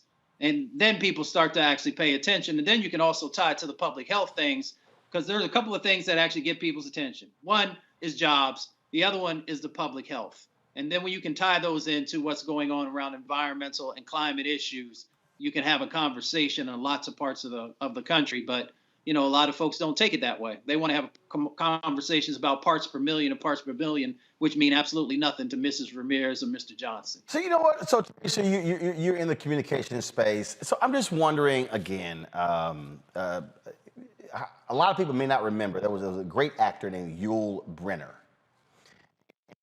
He was a big-time smoker, and this was a commercial that was put out that, man, hit folks in their face when it came to tobacco. Watch this.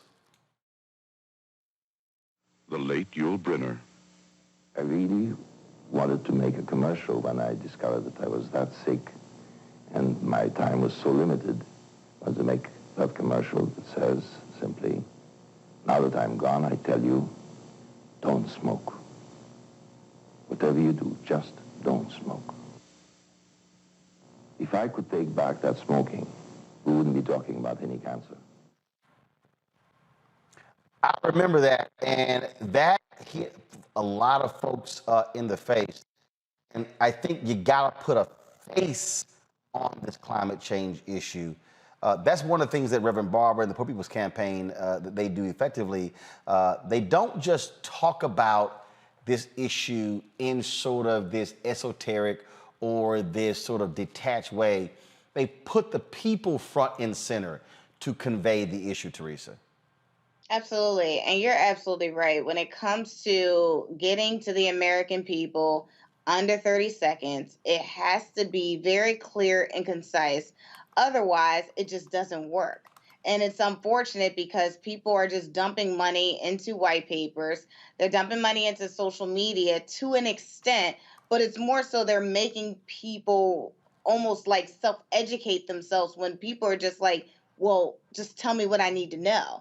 I mean, if we look at companies back in the day, we had Cancer Society of America. We had Coca-Cola. And I believe the transition, even as we saw the Coke product industry even advance, and how the various messaging was even related. So if we look at different brand ambassadors from celebrities, from athletes, and how it relates to a Coke bottle, just for an example use, it's amazing, because people then said, you know what, if Kobe Bryant's drinking Coke, the late Kobe Bryant's drinking Coke, then I'm going to go grab a Coke. So again, we have to, as you said, Roland and Mustafa's put a face to the issue, and not and necessarily the product, but I think putting the face towards the issue and make sure there's a targeted approach. So money has to fund these type of opportunities.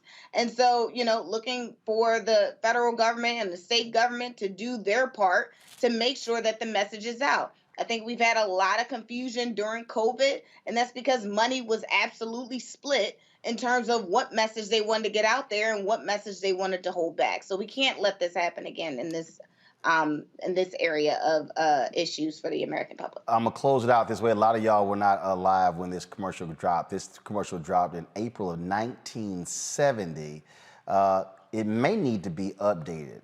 This dealt with the environment and a Native American. Watch this.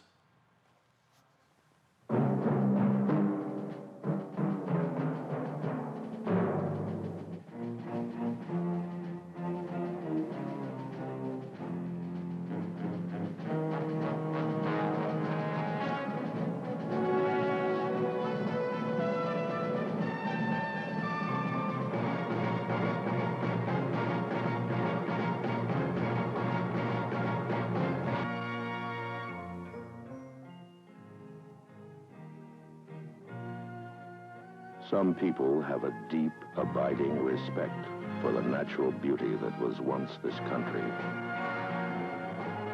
And some people don't. People start pollution. People can stop it. Michael, that was called the crying Indian. I know you mentioned you were trying to date all of us on the commercial, but I actually barely remember it. Let me just put it that way. I barely remember it. But I also remember. Michael, how old are you? I don't want to say. I've been lying about my age so much, I really don't know how. No, I bet you remember that commercial more than the three of us do.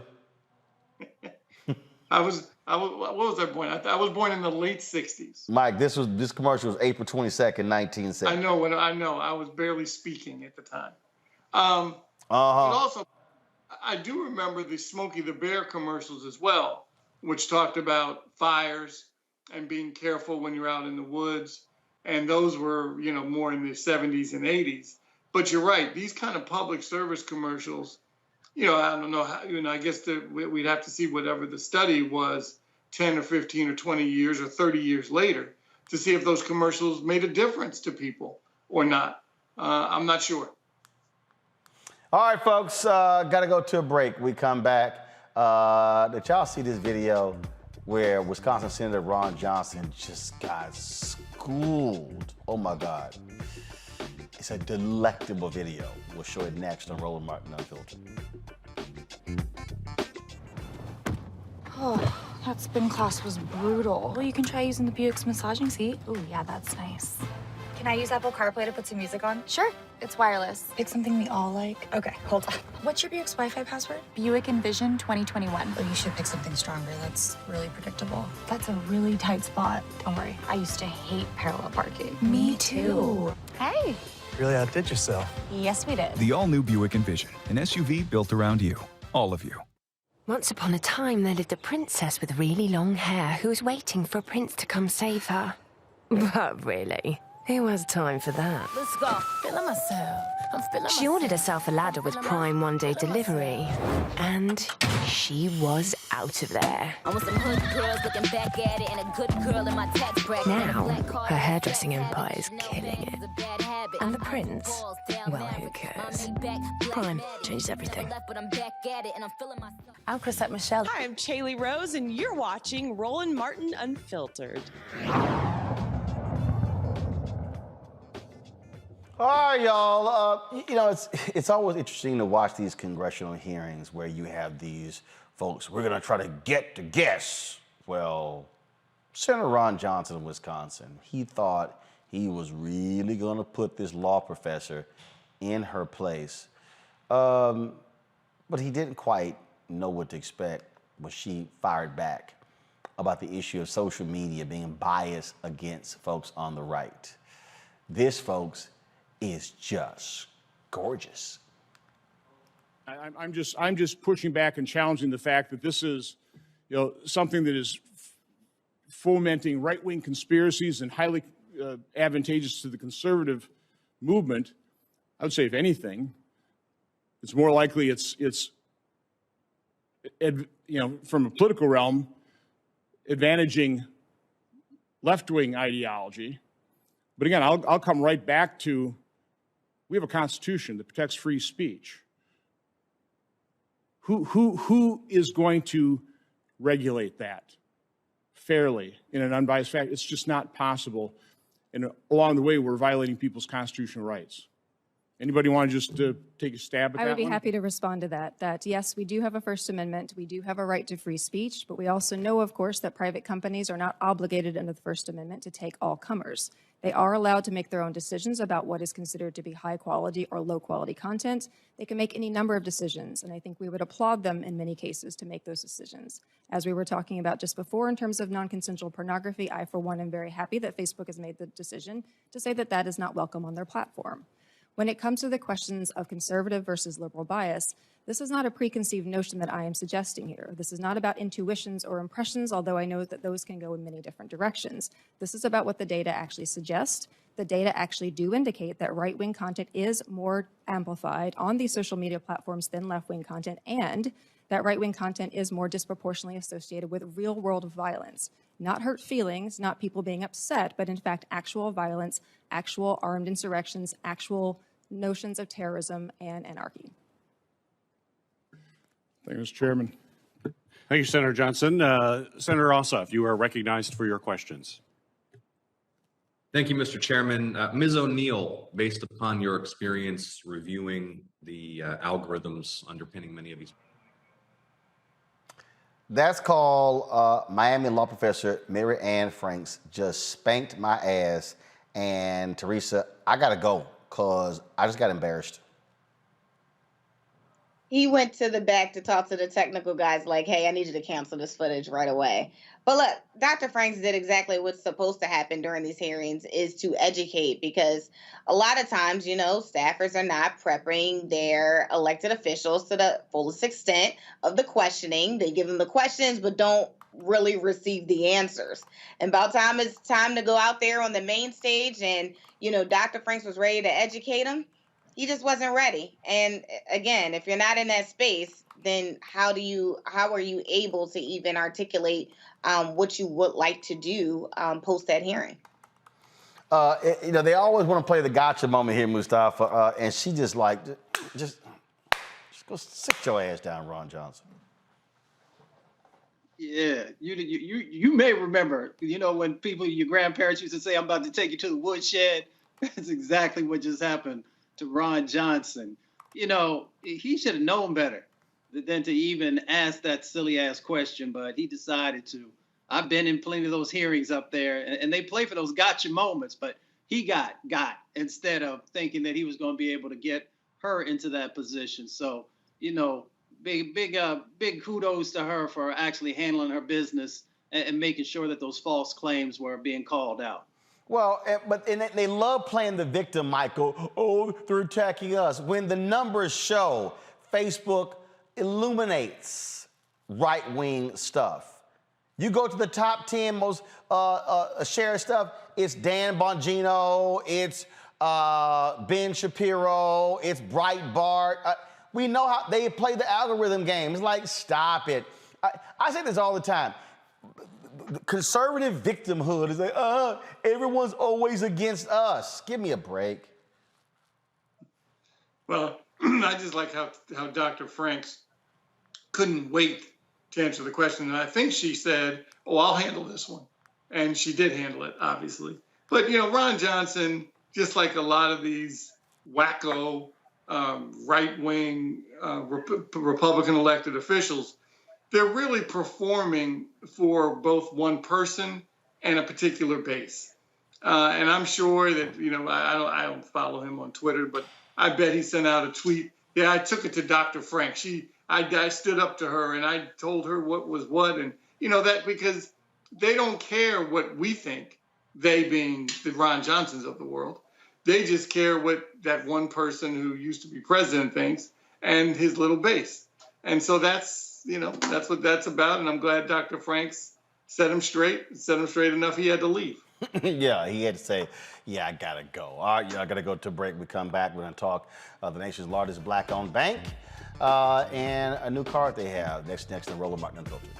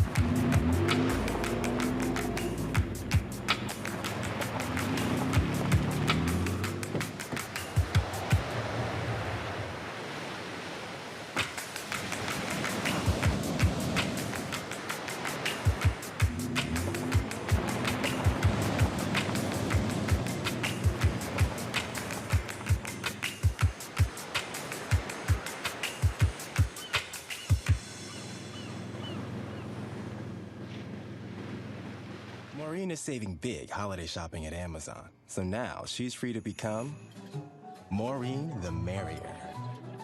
Food is her love language.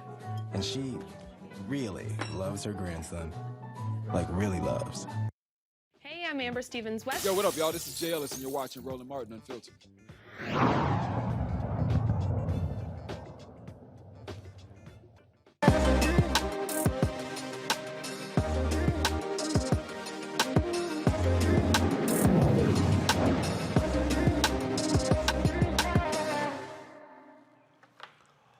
All right, folks, One United Bank is the nation's largest black-owned and FDIC-insured bank. The bank's connection to the original Black Wall Street and civil rights goes back generations through its chairman and CEO, Kevin Cohey, whose great-grandfather won 40-acre allotments for freedmen. Those allotments fueled black wealth in Tulsa, Oklahoma. He's here to explain how One United Bank is continuing his legacy with its new Greenwood debit card. He's coming to us from Chicago. So, Kevin, glad to have you here. So what is this Greenwood debit card? What's the basis of it? Well, the foundation is to build on the success we had in Tulsa, Oklahoma with the Greenwood community. As you know, that's the best example of what black people can do when given a fair opportunity. It's the only place in the country where we got our 40 acres and a mule. And because we got that 40 acres and a mule, we had the wealth to build out Greenwood, which is an example of what black people can do when given a fair opportunity. So what will this debit card actually do? It will magnify the success that black people had in Greenwood by 1 million times. That's why we call it the new Black Wall Street. Well, the internet has given us the opportunity to organize as a people. Black America and its allies can come together to build political, social, and economic strength in our society. We've always known, our leadership has known, at least back to slavery, the importance of us being organized in terms of affecting change in society. We just could never do it. The internet gives us that opportunity. So it makes the best chance there's ever been in history for black people to make that money, to actually get rich. This card brings us together. It's a framework for bringing Black people and their allies together so we can do everything from share information to become more financially literate. One of our goals is to make financial literacy a core value in Black America. It's also to encourage us to do business with each other, to make us aware of the opportunities for us to do business with each other and for us to work together with each other. So it's the new Black Wall Street is all about using technology to organize us as a people to create true power in our society. So, so with this debit card, I mean, who will be able to access it? Are any proceeds going to the Greenwood group there in Tulsa, where they're trying to rebuild there? I'm just curious in terms of what is actually happening in terms of with that. And you mentioned financial literacy. How are you going to do that? Okay, well, financial literacy, you can see our example of our work on Juneteenth Day. We put together a virtual financial literacy program called One Transaction. That was over 100,000 people signed up for that program.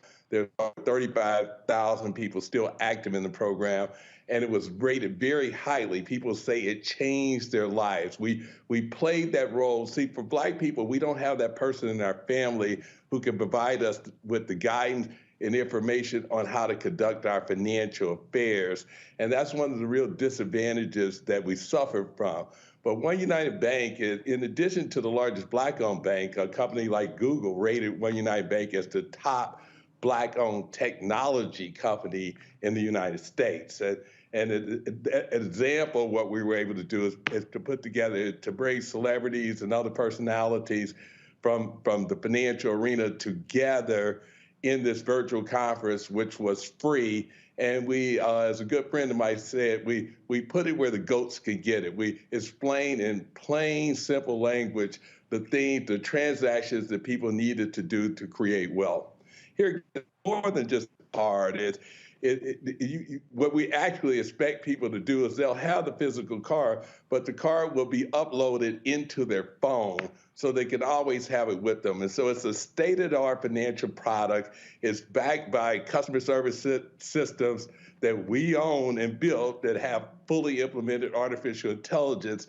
So it gives a Black person all the services you would get from the state-of-the-art financial services provider. So everything from getting paid 2 days early to auto save programs to elaborate award programs to bill pay programs, all of that technology built into your day-to-day life and designed in a way which is to give you the information so you can get rich yourself.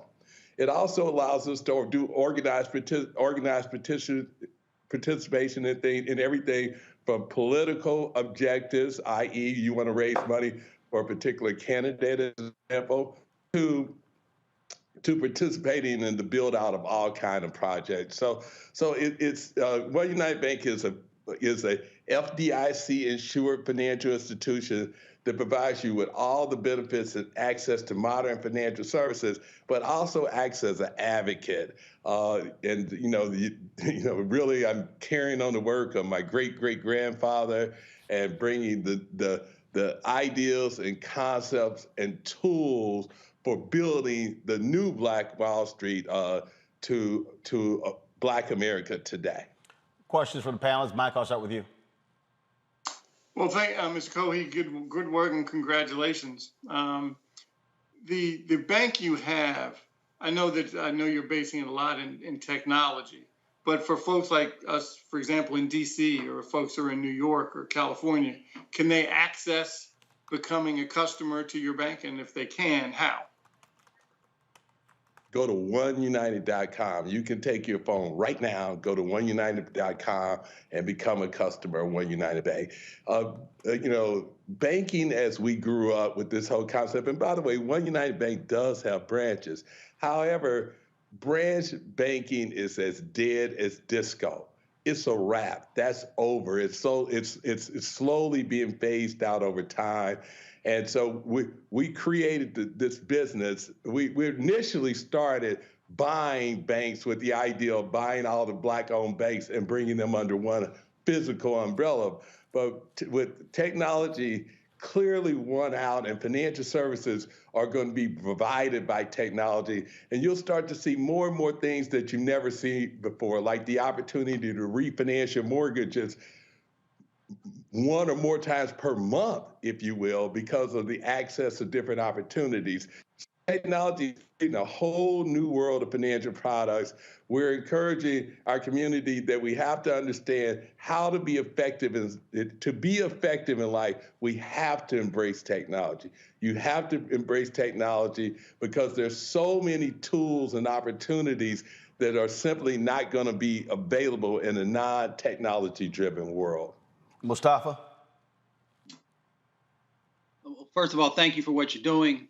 There is a huge amount of folks who are vying for customers and investors. I'm curious, if 1 million Black folks decided to open accounts with your institution, would that then also increase the opportunity for more capital for those who want to start their own businesses or who want to be able to take out a loan? So how does that help? You know, if we invest in you, how does that help investing in our community?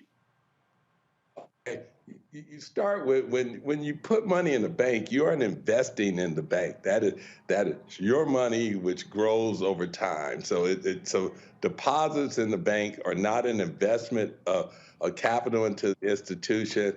It's a way of preserving and managing your money. It doesn't belong to anybody else. The bank has no right to that capital and cannot put your money at risk.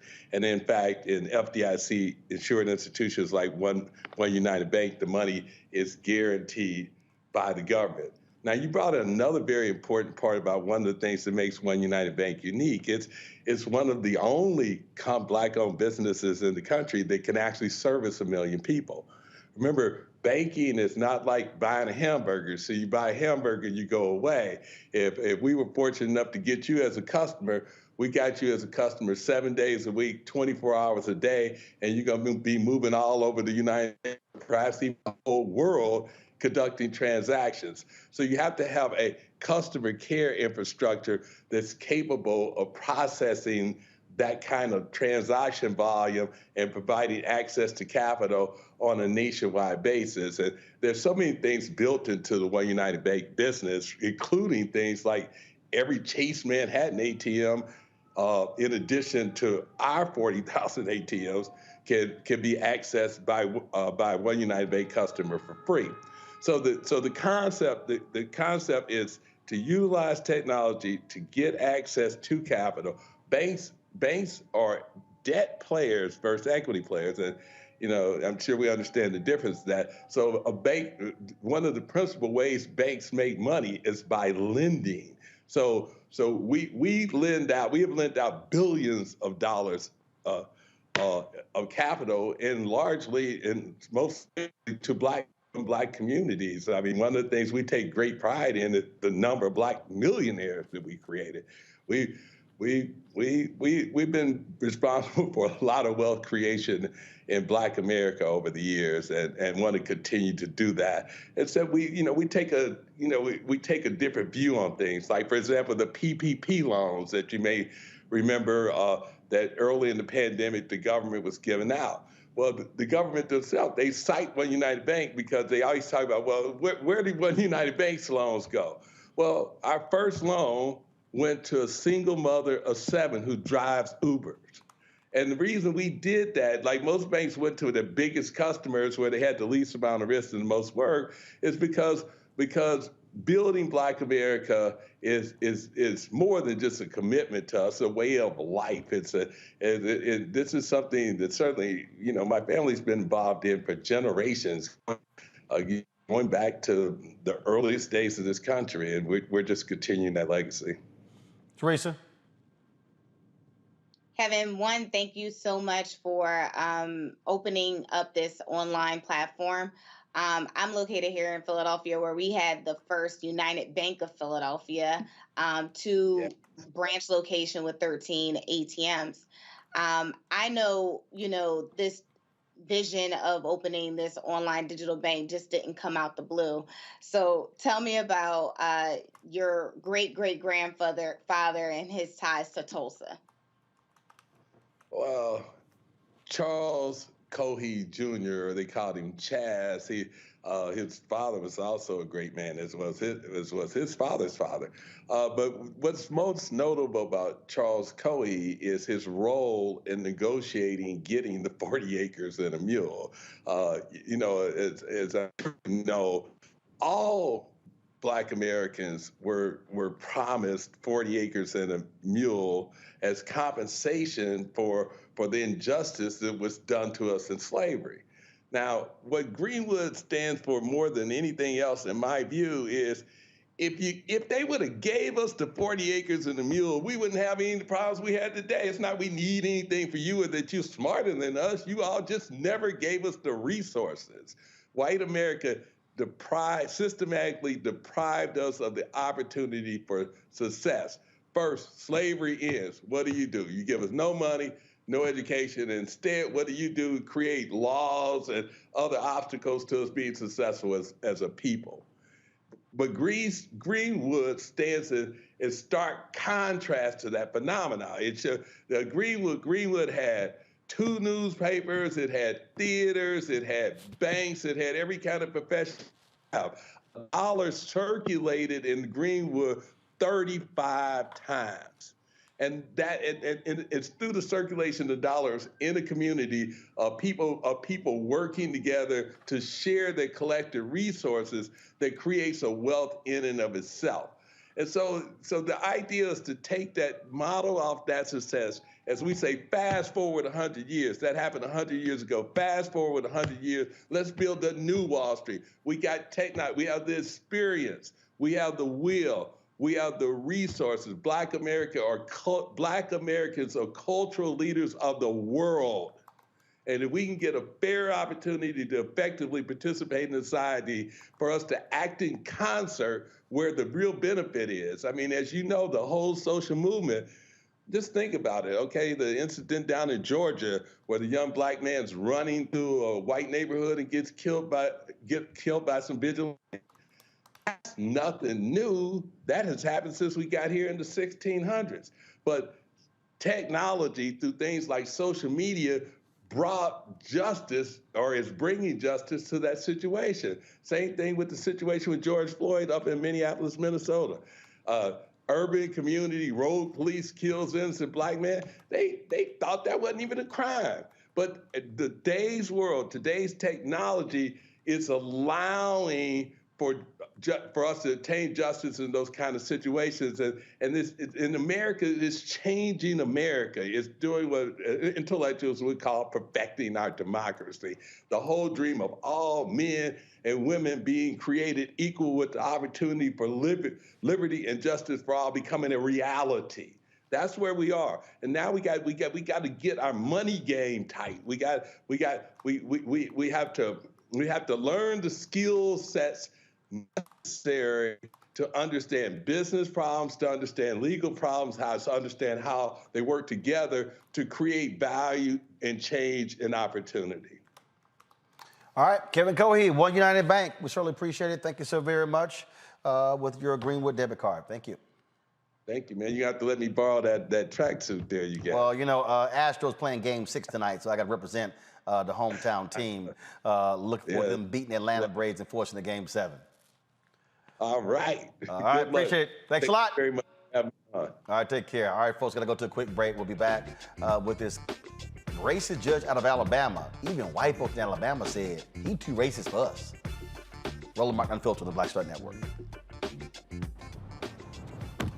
Oh, that spin class was brutal. Well, you can try using the Buick's massaging seat. Oh, yeah, that's nice. Can I use Apple CarPlay to put some music on? Sure, it's wireless. Pick something we all like. Okay, hold on. What's your Buick's Wi-Fi password? Buick Envision 2021. Oh, you should pick something stronger. That's really predictable. That's a really tight spot. Don't worry, I used to hate parallel parking. Me too. Hey. Really outdid yourself. Yes, we did. The all-new Buick Envision, an SUV built around you, all of you. Betty is saving big holiday shopping at Amazon. So now, she's free to become Bear Hug Betty. Settle in, kids. You'll be there a while. Ooh, where you going? Hi, I'm LD Barge. Hey, yo, Peace World. What's going on? It's the Love King of R&B, Raheem Devon, and you're watching Roland Martin, Unfiltered. No charcoal grills are allowed. I'm white. I got you, bro. Illegally selling water without a permit On my property. Whoa! Hey! You don't live here. I'm uncomfortable. Well, a white Alabama judge lost his job for his racist and sexist remarks online and to staffers. All right, y'all. Trump supporter Randy Jinks is out of a job after ridiculous comments like asking a black staffer, "Did you sell drugs?" when the staffer purchased a new car. Staffers accused him of using profane language and going on tirades. He read out a Black Lives Matter meme stating, "You sons of bitches are going to need something to burn down after Trump gets reelected for a second term, sons of bitches." He also said George Floyd, quote, "got what he deserved after being killed by ex-cop Derek Chauvin." Must be something, Mustafa, when white folks in Alabama say, "Damn, he too racist for us." Yeah, he took it way over the top. But we laugh about it, but then we got to deal with the reality that this is a judge. So his biases are playing out in his decision making, which impacts everyday people's lives, making a decision maybe if you're going to jail for 10 years, 20 years, or 30 years. So I'm glad that folks actually woke up and said, this person, he cannot play a role here in Alabama any longer. TERESA, look, this is a judge. Look, now the question is, are they going to review all cases? That would be the responsible thing to do, but who knows? I think, sometimes they just think it's enough that somebody just got fired without looking at the biasness that they did in their past that ultimately trumped up what was going on in the future. So, I hope they do their due diligence, but again, we don't know at this point. Michael.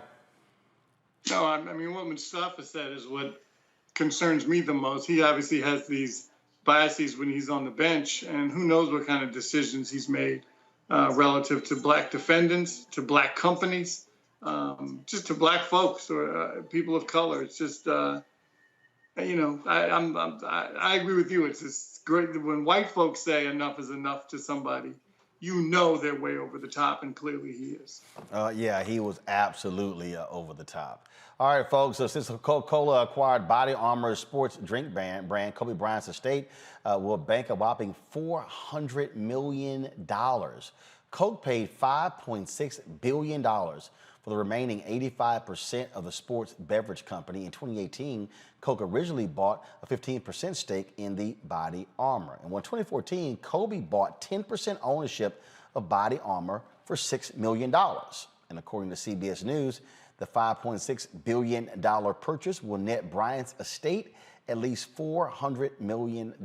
Atlanta-based Coca-Cola will manage the Body Armor brand as a separate business and continue to be based in New York. That is a huge deal, and that's where we talk about how you create generational wealth, Mustafa.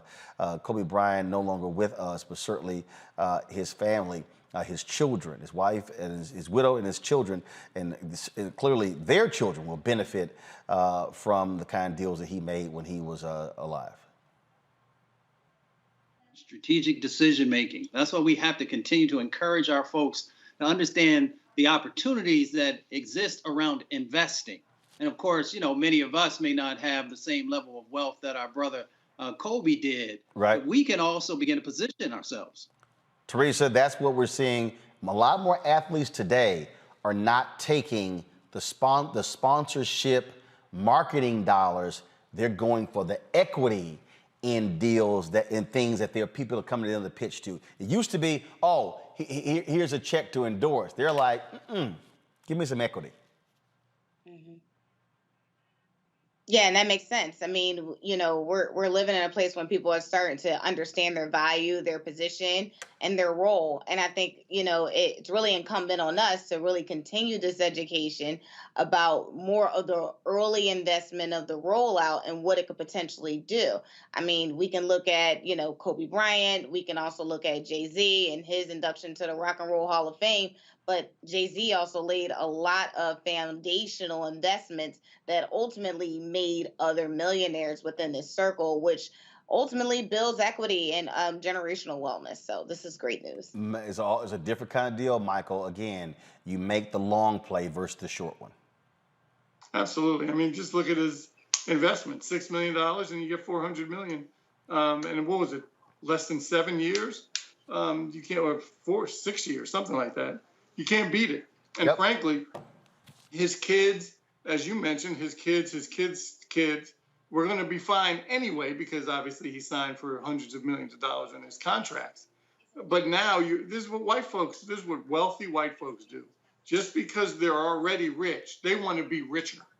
And that's the formula clearly Kobe Bryant set out for his family, and it worked out. All right. TERESA, Michael, Mustafa, I so appreciate it. Thank you so very much for joining us on today's show.